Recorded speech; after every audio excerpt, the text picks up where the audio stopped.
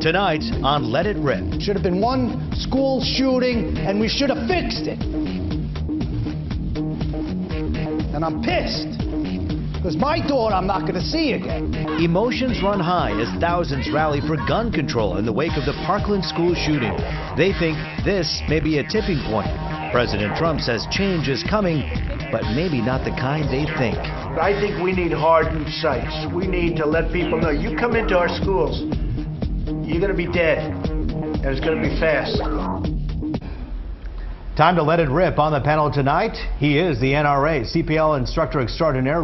Ector is here and ready to defend the group that's taken so much heat over the last week after the Parkland school shooting. He says he's standing up for your civil rights. Next to him, a woman who wants to be your next member of Congress, if you live in the 11th district, that is. Democrat Haley Stevens joins us with her thoughts on solutions to America's mass shooting epidemic. And there is Randy Speck, superintendent for Madison Heights Public Schools. He's responsible for the lives and safety of hundreds of children every single day. Also here, Birmingham psychiatrist Dr. Gerald Shiner, and of course, attorney anchor Charlie Langton. And with that, my friends, we say let's get started. Let's talk about what it is, because each and every day there's a new development. Someone says this is the solution.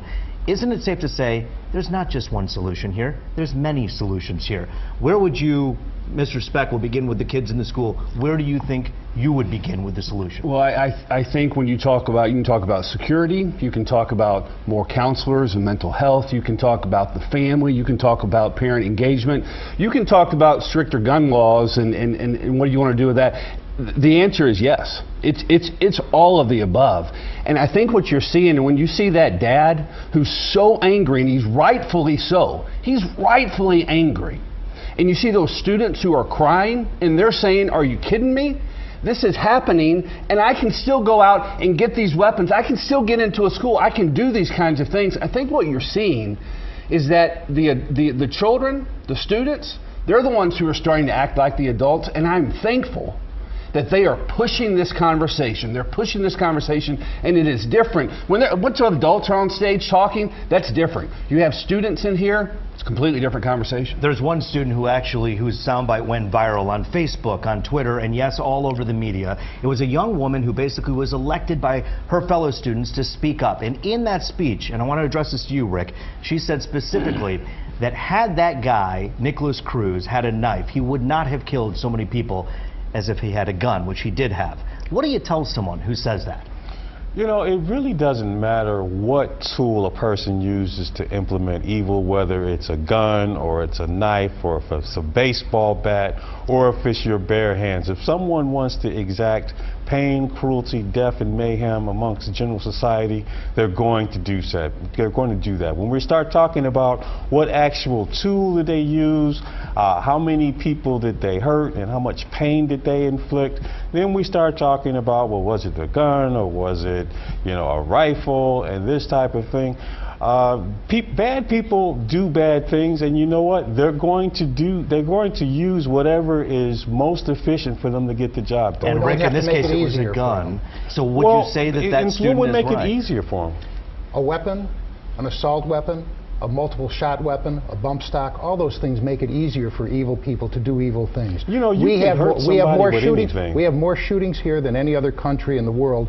Our nearest competitor were 7 times as many school shootings, and in Japan they have 1/100th of what we have. That's because it's a little harder to get a gun. I think I think what's bothersome about this entire discussion, and to me, it's not a Second Amendment issue. It's not necessarily a discussion about guns. It's a discussion about kids.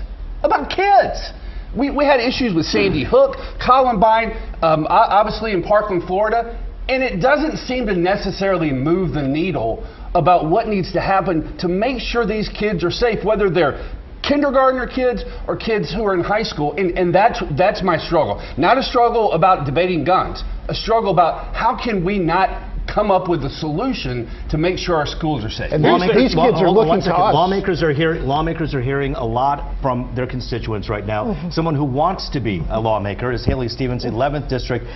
You're a congressional candidate. What are people telling you right now, tonight? What I'm hearing from people all over the district is that they want to have safe schools.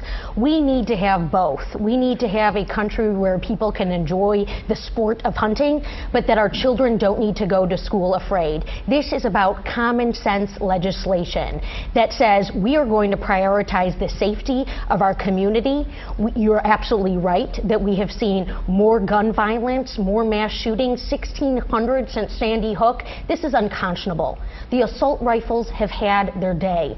That is what I'm hearing from people throughout my district. Rick, They're saying that it's time for the assault rifles to go, that we need to ban the bump stocks, and we need to protect our community. Rick, what is the purpose of bump stock to have that? And what is the purpose of an assault rifle, an AR-15, for instance? What would be the reason someone should have that? Do tell us. Well, the Second Amendment says that you have the right to keep and bear a firearm. You don't need to demonstrate why you should have it. You should have it because you want to have it. It's something that makes us uniquely American. You know, this country was founded on a gun, and we're always going to have guns. But what is the reason to have an AR-15 for someone's utility? What is the purpose You can have of an that? AR-15 for whatever reason you want. If you want to target shoot, if you want to hunt, or you want to sport shoot. When some people like to characterize, and I don't even use this term normally, assault rifle, that's totally a misnomer. It is a rifle, and one trigger pull, one discharge. To some people, its form, its color, the way it's shaped, it looks ominous and scary. It's really functionally no different from any other firearm. One trigger pull, one shot, one bullet comes out. Here's the problem, I think, is when the argument is a good question. What do we need an AR-15? First of all, if we're talking about banning them, can we do it? Yes. We have the law. If the argument is the Second Amendment, if that's the argument, we have them. We've got many restrictions on amendments. Free speech. You can't just yell speech, whatever. You fire in the crowded theater. You can't do that. We have restrictions. Guns, no difference. We have permits. We have waiting periods. We have all kinds of rules that are perfectly constitutional, have been upheld by many, many courts for many, many years. So the issue is, could we ban assault weapons if we want to? Yes. It's a political question? Yes. I don't know of a good answer. Now here's what I think. If we're talking about gun control, to me, control is a bad word. We should have something called gun guidance, ownership guidance. But here's the deal. We develop a checklist. Everyone on this panel would agree that that kid in Florida should not have had a gun, right? He had mental illness issues, and right? a lot of people dropped the ball. So we've got to come up together with some kind of objective criteria that would prevent people like that from getting a gun, and perhaps allow people like you, assuming you're sane, to have the gun. How about when someone reports that person to the police, that Fallujah. someone actually does something about it? This guy was reported on. That was a failure. And no one did anything when clearly someone should have, and we wouldn't have this Dr. situation. Shiner, there were several occasions. We don't need to sell that young man a gun. There were several. We do not need to sell that young man an assault rifle. Period. End of story. We need to keep our schools safe. This is what I'm hearing from every single day from people in my district. I have mothers. I have parents. They're scared to send their children to school. I was going to a basketball game the other night, and I asked someone to join me at my alma mater, Seaholm. And my friend said, you know what, I don't feel safe in schools right now. That is not America. We have too many scars on our country. 500 people injured in Las Vegas from a mass shooter sitting up on the 32nd floor. This is backwards. This is upside down line, and we don't have to live like this anymore. Dr. Shiner, I want to ask you one question. I want to ask you about the mental health component. The fact that there were so many students who adamantly have said, wait a minute here, we complained about this guy. The FBI knew that this man was making awful videos talking about violence, yet nothing was done. A failure. A failure. He fell through the cracks. The school knew who he was because there were school complaints. There were complaints to the Broward County Sheriff's Department that this was the next school shooter. Going back 2 years, he threatened to do school shootings, and they let him buy a gun. The people he lived with knew he had a gun. Other kids knew he had a gun, and he talked about it. So that was another failure of safety. And I know about schools. I've been married to a special education teacher for 43 years. She knows when she taught at Groves and when she taught at other schools, she knew which kids were using drugs, which kids were dropouts, which kids were unhappy, and which kids were depressed. You know, a good principal knows that. A teacher knows who needs help in their class. This kid wasn't helped. Randy, what are you seeing in your district? Well, and it's the same thing, whether it's in my district or others. I mean, schools, you know, initially we were there to be able to teach our kids how to read. and then learn about chemistry and math and those kinds of things. So the world comes into our school buildings. And so because of that, we need more mental health professionals. We need more social workers, psychologists, not the old guidance counselors where they're helping you fill out a college application. We need folks who are trained in mental health who can help kids, because in some districts, families can't afford to go see a therapist or a counselor. They need what the school is providing, and the schools can do better. And we need responsible policymakers from Washington who are going to deliver those resources to our schools and prevent gun violence from occurring. And have the courage to face the problem. Exactly. Right, because right now the governor put forth a budget a couple of weeks ago, and it takes money out of the school aid fund to balance the general fund. That money could be going into, again, more social workers, more psychologists. We need our folks in Lansing to stand up for that, because schools need that money, not the general fund. The general fund, someone else needs to deal with that. The school aid fund needs to stay with schools. We all agree. When are we going to finally realize restrictions that bad guys love inflicting pain at they do. schools? And you know what? Why not be serious about providing resources, whether it's arming teachers or bringing in security guards to protect our most valuable The president's current budget has cut school safety. We are out of time for this particular segment, but the conversation does continue. We thank you, Rick Ector, Haley Stevens, Randy Specht, and of course Dr. Shiner, who will join us on the other side of the break. And when we return, besides banning guns and putting SWAT teams in every school, is there a stopgap measure that we can get done in the meantime? What's being done? One Lansing lawmaker has an idea. You'll hear from him next.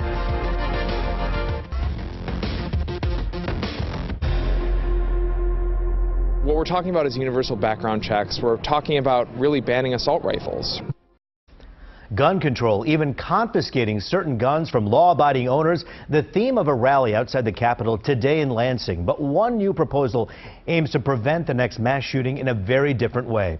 Welcome back. State Representative Robert Wittenberg, a Democrat out of Oak Park, has a bill that focuses on getting guns out of the hands of the mentally ill. We'll hear more on that in a moment. Next to him, State Representative Jim Runstead of White Lake, who has some concerns about that legislation. Next to him is Tanisha Moner, an NRA member and CPL instructor who not only teaches people how to shoot a rifle or pistol, but also teaches them about gun safety. And you know Dr. Shiner and Charlie, so let's get right back to it as we let it rip right now. Let's talk a little bit about this particular piece of legislation that Representative Wittenberg is introducing, something that you've introduced a while back, but now is, of course, getting a lot more attention. Talk about what your bill would do. Yeah, it's unfortunate. Actually, I introduced this in June of last year. We also introduced similar legislation last session and didn't get any traction. We did a hearing in Lansing with some groups speaking about the importance of it and how it could save lives. And some people have referred to these bills as red flag bills. We call them the extreme risk protection order bills. So this isn't just about mental health, because we know most of the time, actually, people who have mental health issues, they get hurt by gun violence more so than perpetrate gun violence. This is what's called the extreme risk protection order. So what it does is, if someone is a threat to themselves or someone else, we have to take that seriously. And this, with due process, this is an order where a family member or a police officer could petition a court, a judge would have to grant it, and then they can temporarily seize their weapons until they're in a better mental health state. Let's say Nicholas Cruz out in Parkland, Florida, was living with a family whose parents, he didn't have parents that he was living with. He was living with a family friend. They knew he had a gun. They asked him to lock it up. He had a key. He takes the gun to school. How would this have stopped that? So we wouldn't have even got to that point. His mother, there are stories about his mother who was calling the police saying, talk some sense into him. But unless a crime is committed, there's nothing you can do to actually take their weapons away from them. There was an example of this in California at UC Santa Barbara. So if she would have been able to actually call the police, and then either she or the police could have gone to a judge and tried to get an extreme risk protection order in place, they would have been able to seize his weapons. And he, again, in this instance, if they would have been able to do that, we wouldn't be having this conversation right now, because 17 innocent lives would not have been lost. I want to get to Charlie in a moment. I want to ask Representative Runstead right away, when you hear those words, would be able to seize their weapon, I assume that makes you flinch, given the fact that you really don't like this particular piece of legislation. Well, I've known Representative Wittenberg for a number of years, and I think he always comes from a good place of trying to do the right thing. But in this particular case, I have met with law enforcement today. They don't like it from Michigan State Police or the individual from the police chiefs. There's an enormous number of flaws in the way that it is drafted. I am willing to work with him to see if we can iron those out, but as it stands, police officers would get an ex parte order, meaning that the individual doesn't even know they're coming, and have to come and get guns on the allegation maybe of an ex-lover. There's so many problems with the way this is crafted. You could have a process server having to go out to somebody that they've said this individual may be dangerous, they may have a gun, they may have a mental health issue. Now you, process server, go serve them and tell them they're going to take their guns. There's so many problems with the way that it's crafted. So perhaps we can work and get something that is workable, maybe with a stronger PPO. There's a lot of issues with PPOs as well. So it's just something that would have to be a work in progress. Charlie, what do you think from the legal front? Well, I'm kind of curious because I don't quite understand the bill. What's it doing differently now? If a judge needs to commit someone, what's the difference between your bill and a commitment? So in other words, if I think someone is in need of being taken in, I can ask a court, and there's a process to do that, and a judge would commit someone to a mental health facility. That process is you petition, right. The court issues an order, the patient's taken to a psychiatrist, gets an evaluation, and then they're treated. What's the difference between the current law and your bill? So in that instance, I mean, this person might have serious mental health condition. It could be a temporary thing. It could be a circumstance that happened in their life. This bill is on the books in 5 different states, including Indiana. But I don't understand what it does. I'm just curious. So you petition the judge to take away, so you can take away their weapon, any weapons that they have, and keep them from purchasing a new weapon until they can prove. They can actually they can petition to get their weapons back. So this isn't indefinite. Based on what, though? This isn't indefinite. Reasonable suspicion, which doesn't even exist in the law. The police have a lot of problems with the way it's crafted. Well, Tanisha, when you take a good listen to this first part of the conversation, what goes through your mind as an NRA member and also someone who helps people learn how to use guns? The first thing that goes through my mind is this is the United States the last time I checked. We have a system of checks and balances. We are also guaranteed due process. With this particular bill, there's no, where's the safe hold? It's like any person can say anything and have your firearms confiscated from you. Where the problem comes is, ask any person who's ever been falsely accused of a CPS charge, or any person who's ever gotten a PPO taken against them where a process server lies and says, I serve this person this piece of paper, and very frequently that happens. I don't think there's anyone on the stage who will disagree with me there.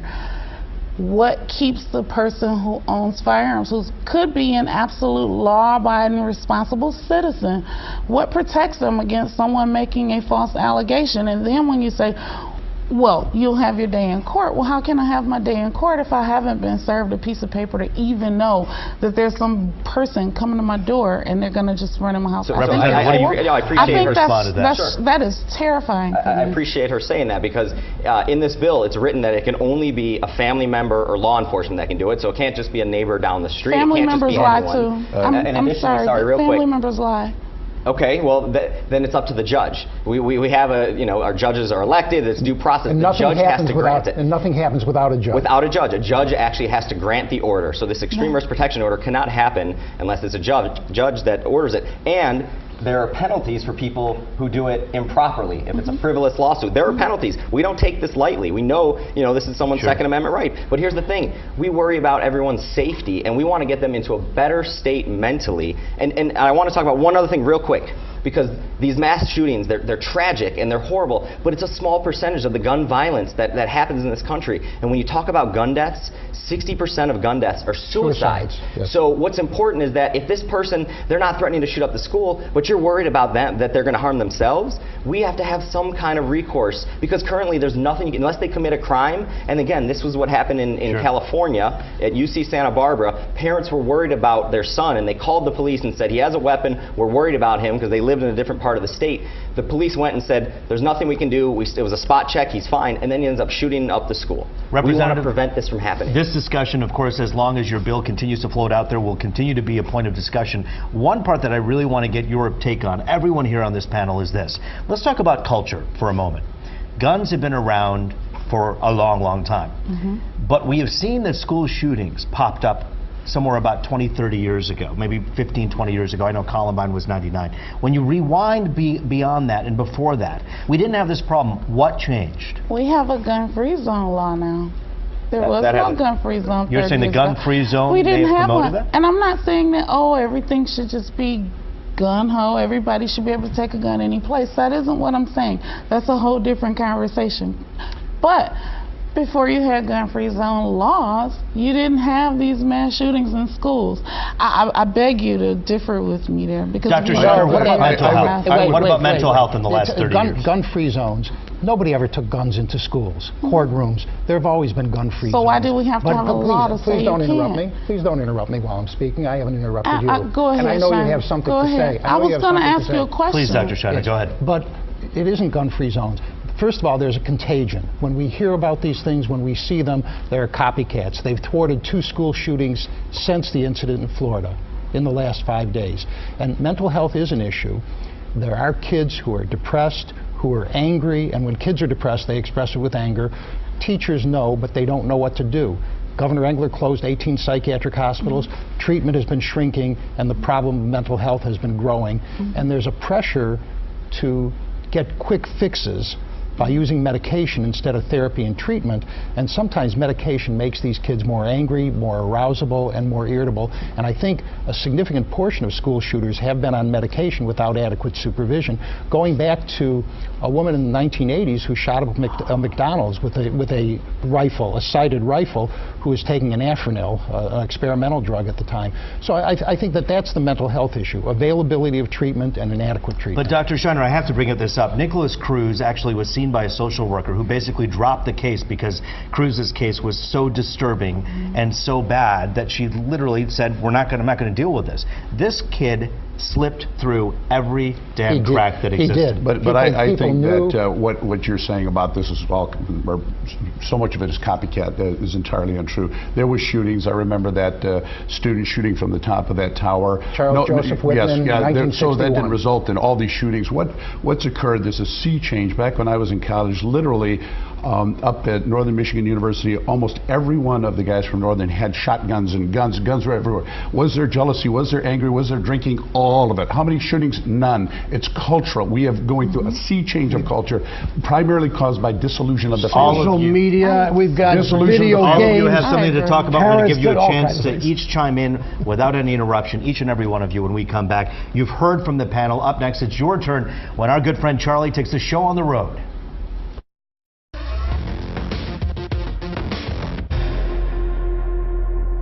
It seems that we're seeing a lot more of these mass shootings today than maybe we have seen in 20, 25 years ago.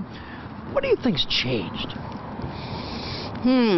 Social media, the internet. It's gotten way more aggressive with social media. It's rough on kids. It's the video games, and it's getting to their head. What is it about the video games that changes them? They get violent. Unfortunately, I think a lot of it's just because the family's falling apart. Everything that they watch on TV, there's violence. I think just culture has changed. They don't go play outside. We was a teenager. We go play outside. How can we stop this mass shooting? Just leadership. European, a lot of its country doesn't have the gun in the people. So you think by getting rid of the guns, ban them all, there'd be less violence? Yes. Guns have been in 100 years. Do you think we need to ban guns? No. 18-year-olds should not be able to buy a rifle. I think they need to make that a lot. Maybe a 25-year-old get a rifle. Kids are 14, 15 bringing guns to school. I mean, that needs to be dealt with, and that starts at home. Tell the kids that we love them. Tell them we're behind them. Give them the guidance they need. Just be there for them. Let's start with Tanisha Moner. Your final thoughts. I just really wish that while these guys are in Lansing making laws or drawing up bills and drafting bills, find a way to do something about mental health, because regardless of how many guns you take away from law-abiding citizens, none of that will keep a person from getting a gun illegally. Representative Runstead. These mass shootings did not occur in the 50s and 60s to anywhere near what we're seeing today. It's a dissolution of the family. The culture has been destroyed. The family's been destroyed. 6 out of 7 of these shooters shooters. There is no dad in the home of these mass shooters. Representative Wittenberg. So I'm the chair of our Gun Violence Prevention Caucus here, and we're working on common sense solutions. We can respect the Second Amendment, but there are things we should be able to do to make sure guns don't get into the wrong hands, and there's certain capacity of weapons that people should not be able to have. And so we can't just put our head in the sand and pretend like things are going to change by doing nothing. We have to do something, and so that's what I'm working hard to do. Dr. Shiner, what is that something? 6 out of 10 police officers grew up without fathers as well. So it's not just a family issue, but what we need to do is support mental health, make treatment available, and make it real treatment. Make the insurance companies pay for it, make the Medicaid programs pay for it, and make it available. We know who needs it, we have to get it to them. We thank you all for joining us today on this panel, a discussion that deserves more than a half hour, a conversation that will continue as we watch this unfold, the aftermath of that terrible shooting. We thank you for watching. That's it for this edition of Let It Rip.